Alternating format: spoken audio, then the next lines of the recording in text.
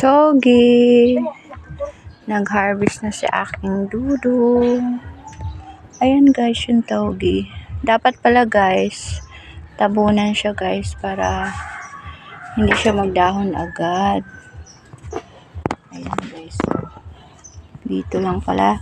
Ang nilagay ko guys, ito yung ito yung ng kahoy. Yung ginabas ba? Sama ng ginabas. Yung nilaras na kahoy ba? Yan, tapos binudbud yung munggo. Ayan na siya guys. Ayan. Ayan oh. Malinis siya guys kasi linagyan ko siya ng bakod. Ayan. Yan siya ng bakod para hindi siya pasukin ng aso. Tsaka nasa taas naman siya. Yan, nakatungtong si Dodong.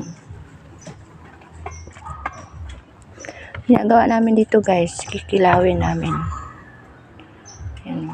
Pwede siyang salad lang, kilaw, lagyan lang ng toyo. Toyo na may kalamansi. Hugasan mo lang to ng maigi. Masarap na to. Nasanay kasi kami mga vegetarian kumain ng mga raw, yung mga hilaw ba. Ayan.